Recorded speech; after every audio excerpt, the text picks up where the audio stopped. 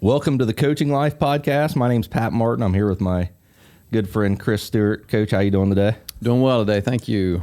As promised, we have another guest joining us today, Coach. We've actually talked about having him on for quite a while, and just now restarting. I guess what are we calling this? Is this season 3?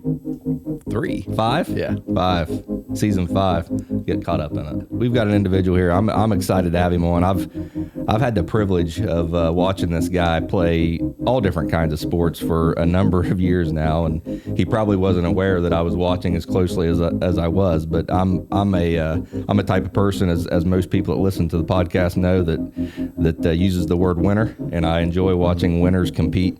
And this guy, he's a perfect example of what I see when I use that term. But just to kind of go through some of the things that he does. First of all, I have a list of his achievements here, but I want to tell you there's some missing achievements here, and it has to do with the sport of baseball. Many people might not know, and I'll get this out of the way now so we don't have to talk about it much. This guy is an excellent baseball player. He's an excellent pitcher, and it's a shame that he didn't continue to play that game because he's very talented. He's a very skillful player at that. So I have to put that out there because that's who we are.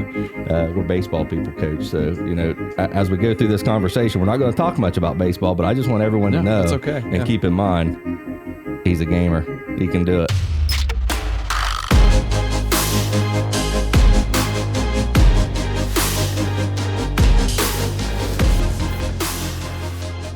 His two sports are primarily basketball and football. Just a load of credentials here. All TVC, which is the Tri-Valley Conference. That's the league down here in southeastern Ohio.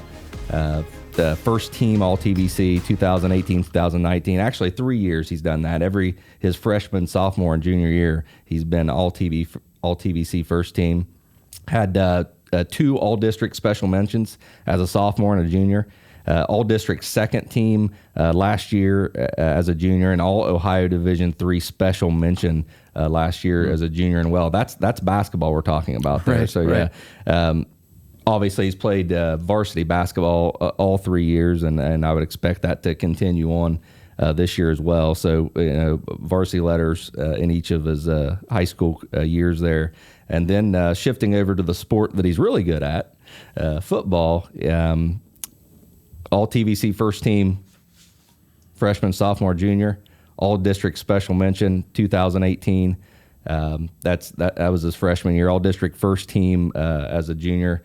Or as a sophomore and a junior, and then all Ohio Division 5 special mention as a junior, or as a sophomore and a junior as well, and he's played varsity all 3 years in high school too. And I opened this up talking about who he is. Kind of, he's a winner, and I've been watching him compete. But I want to tell you what sticks out most about him, and I'll lead that with his academic honors here. He's in the National Honor Society. He's top of his class. He's a regional scholar. He's we were talking before we started recording here, and he's been taking college classes for 3 years now. Is that right? Yeah, my sophomore year, I started taking the college. Yeah, so this is basically his third year of taking college classes through high school. So he we've talked a lot about that as students or as people that have aspirations of playing a college sport. One of the things that you definitely want to focus on is that academic side. So he covers all the bases. Yeah. And if I would describe him other than winner, I would say he's a calm, steady presence on the field and on the court, and just overall he's a leader. Right? One of the things that you see when this guy is playing is the way that his teammates kind of rally around him and look up to him and just revere him as an example on and off the field. And I'm gonna stop making or cut the suspense short here. The individual that we have with us today is Coulter Cleland. He's a Meigs High School student, and in Southeast Ohio. In Southeast Ohio. For those who aren't from around here. Yeah, right. And I don't know if you have this in your intro. Coulter will be our first high school athlete on the podcast. Ah, I never thought about that. Yeah. That's true. Yeah. Yeah. We've interviewed college athletes, people who have just recently graduated and moved on to college, and then True. professional athletes' father. Yes. True. So Good deal. And Nate's a professional now, Nate Rourke. But That's right. Yeah, but That's and right. one day maybe we'll bring Coulter back when he's in college, and then when he's a professional as well. Well, I would say that he could when he's playing for the Browns, but I don't know that Baker will be done by then, so we better hold off on that. But Coulter, we appreciate you. We appreciate you joining the Coaching Life, buddy. It's an honor to have you. Thank you guys for having me on. It's an honor. Yeah, I've got a question real quick before we jump into to the football questions, which is what we're going to spend the majority of our time with. But Pat just read off there an entire list of incredible accolades and success that you've had in the game of basketball. And I've watched you play basketball and see that you really, you love just being an athlete. You can tell that. And athletes will just ball out no matter what they're playing. If you played ping pong, you'd probably get pretty intense with that as well. But what has there ever been a moment along the way where you've considered basketball at the next level? We're going to talk about your commitment to football in college here, where you're going to be going. But has anybody ever pursued you for basketball, and is that a sport that you considered as well? Yeah, well, when I was younger, up until I think about 8th grade, basketball was basketball first, football second. I love basketball. It's what I practiced the most. It's what I watched the most. It was my favorite sport, and I absolutely thought that I was going to go play at the college level and then try to play at the highest level I could. And then it was about, I think, the 7th grade summer heading into, we had such a good 7th grade year in football, and then me myself personally had such a good 8th grade year in football that my roles kind of reversed. It became kind of football first, basketball second. So I thought, hey, I can have a real future in football. And I started to like it more, started to watch it more, and different things like that. So, but yeah, definitely, it was my whole childhood, it was basketball before football. Mm-hmm. That's an interesting question. It is. Would you say your love was basketball and then it transitioned to football during those junior high years? Yeah, you could definitely say that, but I love all sports, to be honest with you. If it was basketball first, it was basketball by an inch. Gotcha. 1A, 1B, 1C, that kind of thing. Yeah. It's more of a situation like that. I'll tell you somebody else who had the exact same experience, and that's Joe Burrow. Yeah. Basketball was his love, his favorite sport. I think he even said that in high school, that it was just a sport that he loved to play. Mm-hmm. Now his dad, Jimmy, said that his best sport was baseball. Yeah. But like Coulter, he never played in high school. Right. Yeah. All these great quarterbacks. That's right. Well, Coulter, you committed to Davidson earlier this summer. Could you talk about what you saw on your visits to Davidson and within the football program that made you know it's the type of place that you'd like to spend the next 4 years of your life and continue your academic and athletic career there? Yeah, I made it down to Davidson. I did it wasn't just a visit. I did a private workout too. So it was just me on the field, and I ran for him and threw for him and things. Sweet.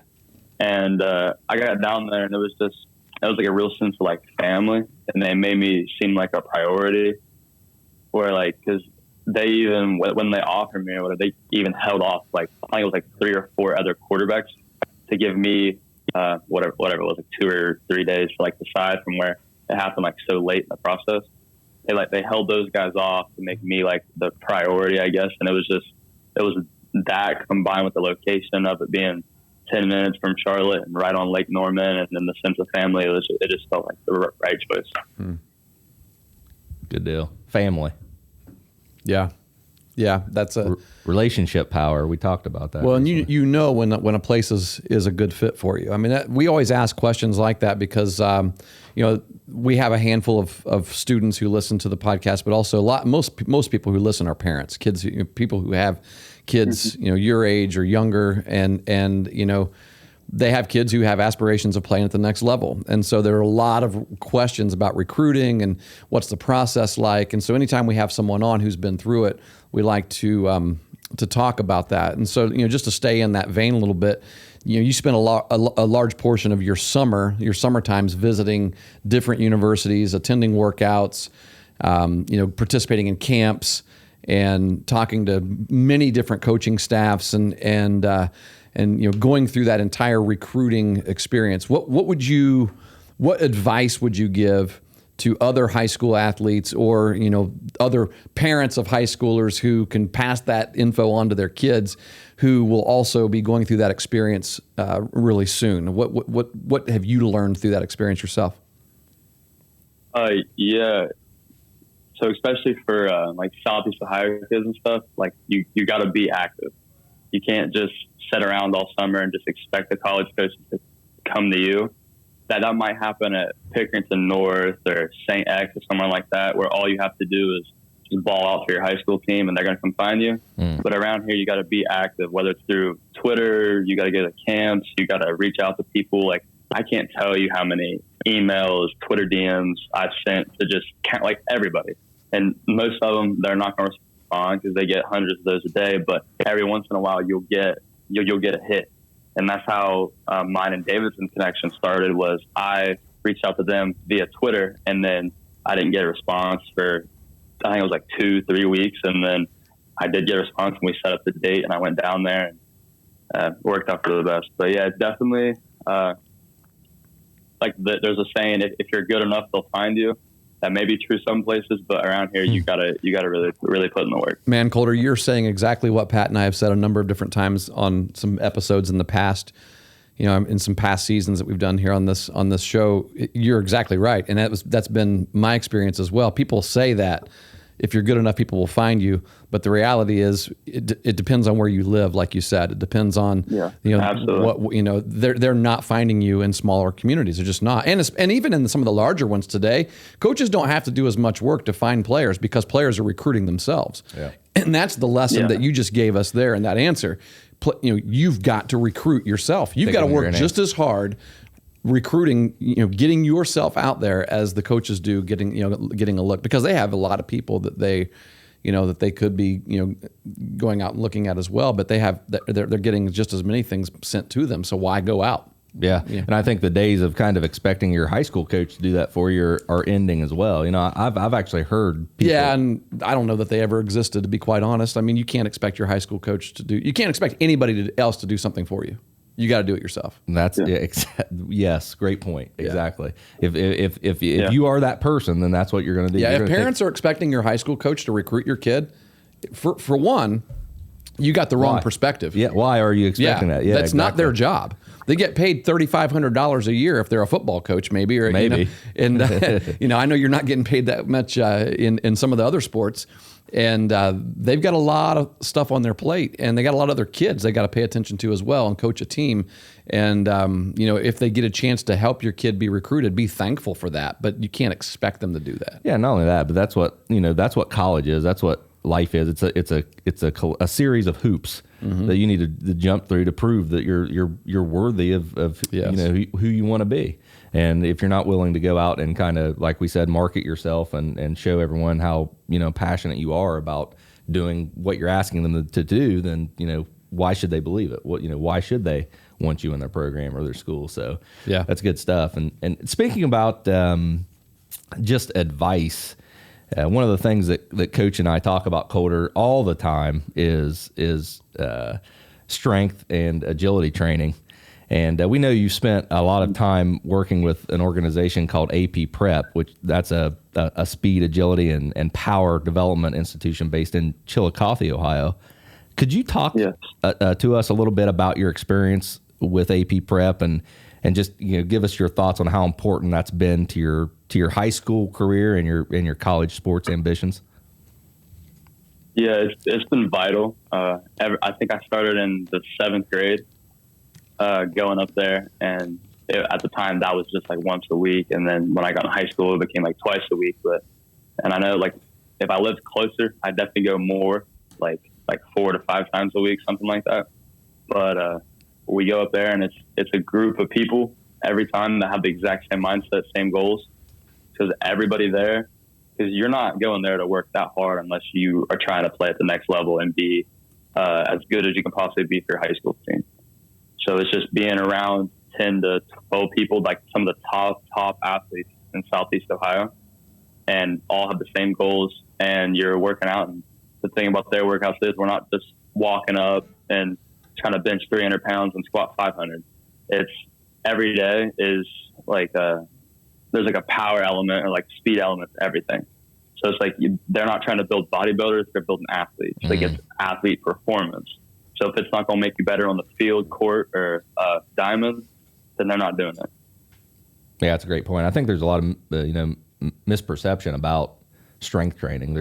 There's a difference between strength training and bodybuilding, just powerlifting. I mean, powerlifting is a competition. Strength training you do to get better and to get stronger. And I think there's a lot of misconceptions about that. No doubt. Me personally, I've never like lifted in my life to like look bigger, like body build, stuff like that. But I can still, just from doing that stuff, I was getting up like 275 on bench for one rep heading into my senior year. Absolutely. Like it comes with it.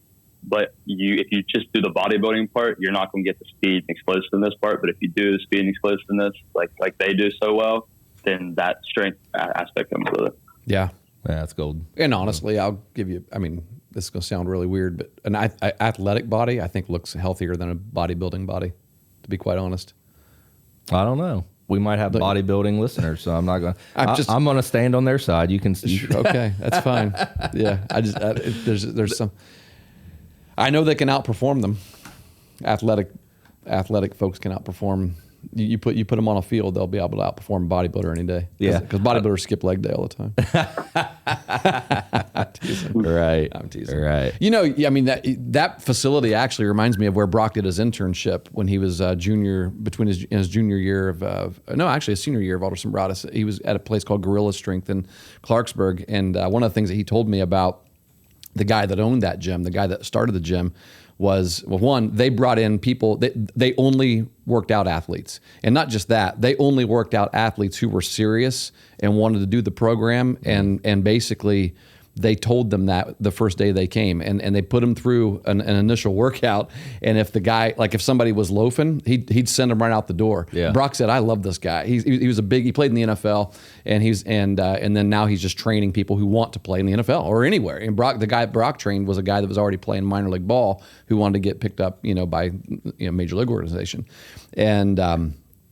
and that's one of the things he said. He reminded him of Tim S. Grover. That's what I was when reading yeah. the book Relentless, because he said he would just tell people, "Look, you're just not good enough. You don't want it enough to be here." So and he would kick people out of his program. You'd think that's reverse. That's a poor marketing scheme. Well, yeah, if you're Planet Fitness, it is. But if you're here to get to the next level, yeah. There's a certain expectation. That sounds like what this place was like that you went to in Chillicothe. Yeah, this sounds very similar. Nice. It's like it's down to business. Yeah, like, and there's no goofing off. It's an hour and 15-minute workout, so there's no time. You get maybe like 3 breaks of like 20-30 seconds, and you're right back at it. And it's constant movement. And like you for an hour, you sweat the most in an hour, and are that drained. Then I could do in a 3-hour bodybuilding session. Yeah, and this is what our teams liftings need to be like in our high school programs as well. If you don't want to be here, don't come in. I mean, we're here to get better. We're here to get stronger and get better, and we're not going to put up with screwing around. I mean, we get in and out of the weight room in an hour out there at Eastern. Anyway, let's move on. And doing that, it makes it easier for you to fit that into your schedule, into your day, weekly schedule. Right, right, right.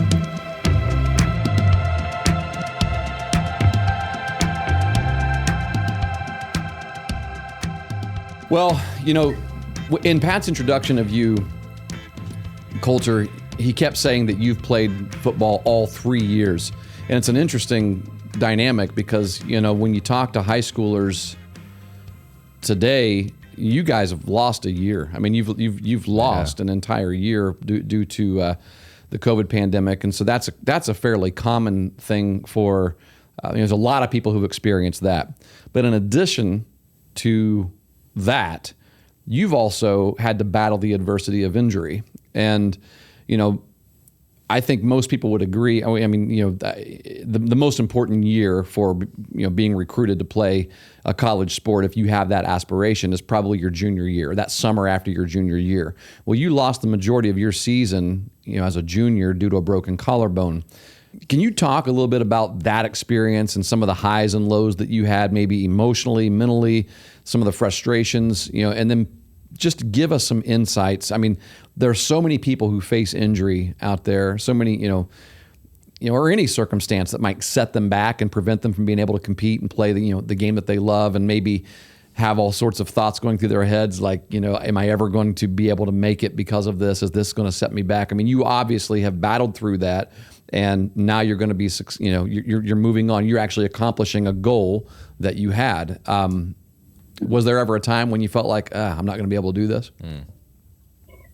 Yeah. So for football, especially, it's the summer leading up to your junior year and your junior year. That's like the big recruiting time. So you do your camps after your sophomore year, going into your junior year. You're finally meeting the college coaches. You can actually talk to them regularly, and that's when they start building their classes. And because of COVID, I missed that entire summer. There was no camps, nothing. It was a dead period. Whereas normally they'd be talking, I'd be meeting people, building relationships.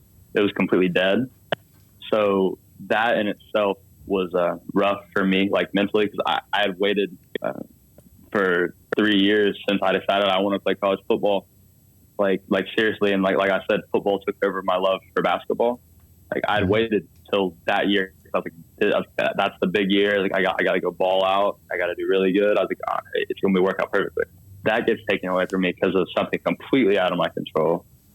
So that was rough mentally. And then I get into the season, and then it's kind of opening up. Coaches can text me, and I started getting a bunch of buzz from various MAC schools and stuff like that. People texting me trying to figure out when I can come up visits and stuff like that. And I had two really good games, two of the best games I'd played. I played 2.5 games my junior year, and I had 900 something yards or something like that. That was the best 2-game stretch I had played. And set the single game passing record at Meg's, right? For yards. Yeah. So I was playing really well. My stats were speaking for themselves. The film was talking, and I was, like I said earlier, I was sending that out to coaches constantly. I was getting some feedback, and then I break my collarbone, and so then I'm sitting on the sideline, and I knew something wasn't right, but I was just praying that it wasn't anything with my shoulder, because your right shoulder, especially for a quarterback, that's the most important thing, and that's the hardest things to get back from.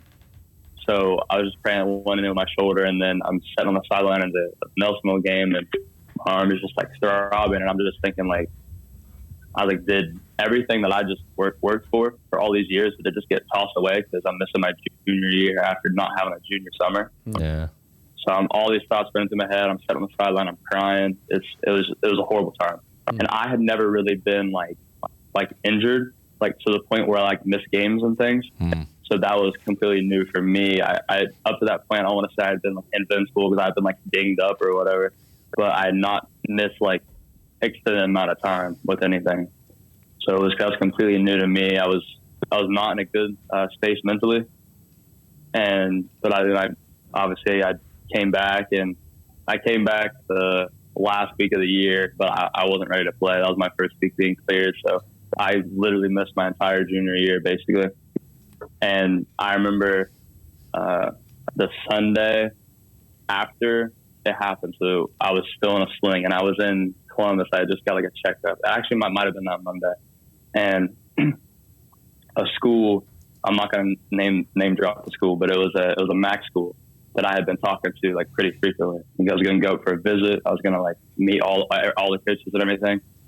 He asked me how the game goes, and he said he saw that we lost or whatever. And I tell him, I was like, I broke my collarbone at halftime. He goes, oh man, that sucks. He's like, well, best of luck to you. And the conversation ended. And I never heard a single thing from that school or him again. Wow.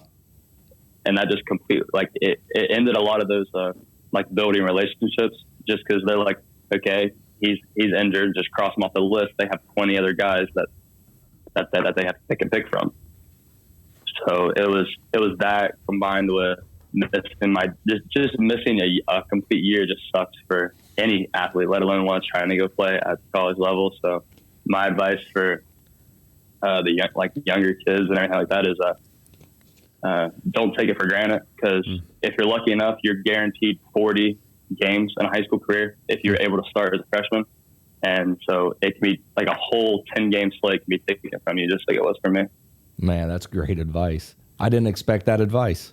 Yeah. I was thinking we'd get to another point, but don't take it for granted. Yeah.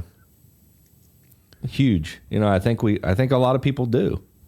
A lot of people take it for, it's easy to do. I'm not saying they're, they're bad people because they do it, but it's easy to take for granted. Yeah. And to put it in that perspective, you've got 40 games. Yeah. And, so in Coulter's case, he missed 8 of those, Was there a moment, you said you were in a bad headspace after all that happened.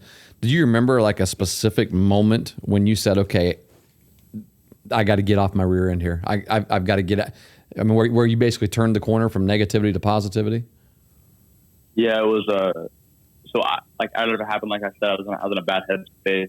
I was down in the dumps, and I knew it, and you could just feel it. My whole family knew it. Mm-hmm. And I think it was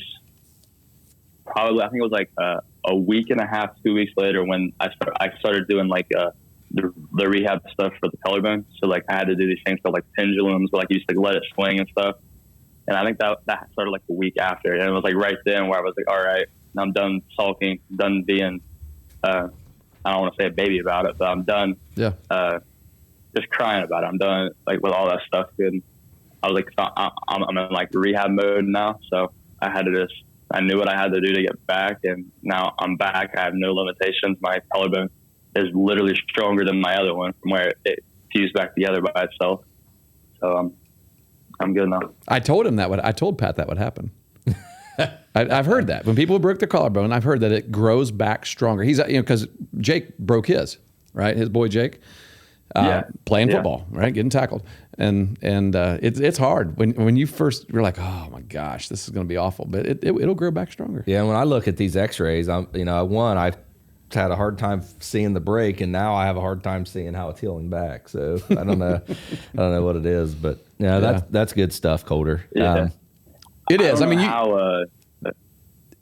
I don't know how Jake's break was, but mine was a clean break in the middle of my clavicle, so it didn't mess with anything close to my neck. It didn't mess with anything close to my shoulder. It just broke in two, and then by the time I went to the doctor, it was already healing back straight. So a week later, I was able to do my things, and then I did the rehab I needed to, and the mobility stuff, and now it's stronger than the other one. I have a little bump on it, but that's just the bump's still there. It's pretty common. A little bit. Yeah. Well, Jake's was a clean break too. It was closer to his sternum, which they actually said it was bad luck that he broke it there, because you normally don't break it that close to your sternum, but it actually would heal back better. But he hasn't done any. He actually started PT yesterday, so it was the first day of PT. But it's been 3.5 weeks since he broke his. So you kind of got on the ball there a little quicker than he did. So makes me wonder. Yeah. But well, it just depends on who you go to, probably, and who you see. Yeah, right. 6 of one, half a dozen of the other. Right. it's gonna heal up. But Coulter, speaking about Jake, one of the benefits of being on a podcast with Coach Stewart here is when we bring these guests on, I get to cherry pick their mind and figure out how I can use that information to help my own kids develop. So a lot of these questions that we ask sometimes have some selfish motive. Selfish, right? I wanted to ask you what advice you would give young quarterbacks, because the quarterback position is so unique, and you think about the NFL. There's 32 of them. They're the guys. It's been said that they're the most important person on the team, and they get paid the most, and things like that. So there's some unique ways, I guess you would say, that as a quarterback you need to prepare yourself and evaluate your game and improve your game. I'm just wondering what advice you could give to young quarterbacks to help them improve their overall game, or more or less what was important to your skill development, mental development as a quarterback. I think for me, especially from my freshman year, because I was fortunate enough to start as a freshman, as a 14-year-old, to now, is the mental aspect. When I was out there freshman year, I was barely reading the defense. I just knew where the ball needed to go, and I either fit it in right there, or I was just trying to find somebody else. I wasn't very like organized in what I was doing. And like, for example, I remember the Wellston game my freshman year. We ended up winning, but it was like a close game. We won by like a touchdown. And we were driving down the field at the end, and like I guess we converted like 3 like crucial 4th downs, and like 2 of them I threw on like right at the sticks on like little like a flood like comebacks.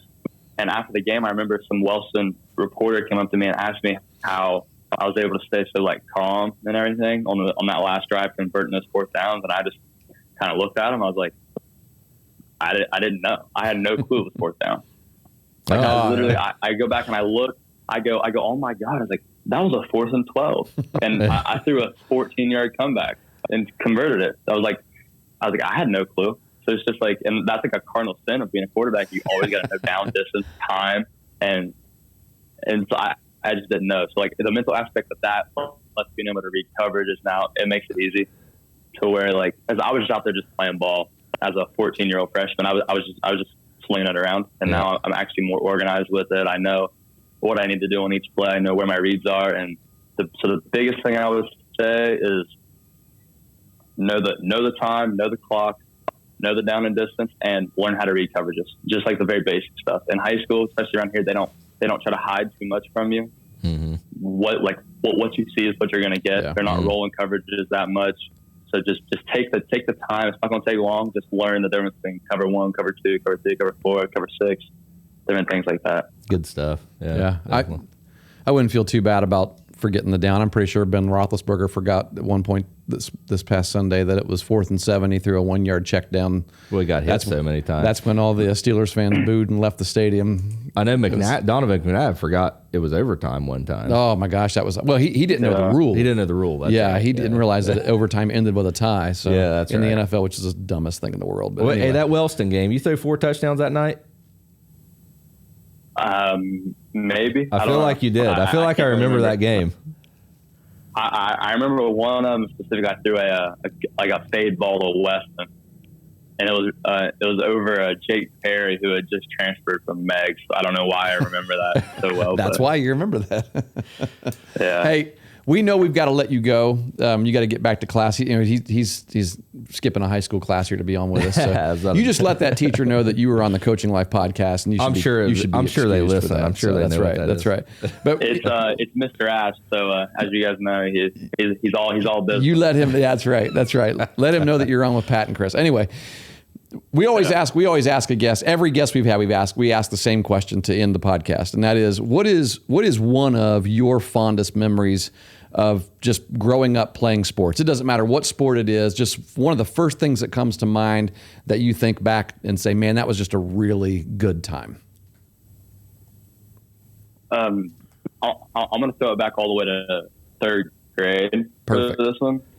In 3rd grade, we had my dad was actually the coach. It was my dad and our coach Bartram, and we had a 3rd grade basketball team. And the basketball team consisted of it was like me, Andrew Dawson, Caleb Burnham, Lane Stanley, Ty Bartram, Mallory Hawley, and I think that was it. I think we only had 6 people, and we went up to the state tournament in Columbus for elementary schools and stuff.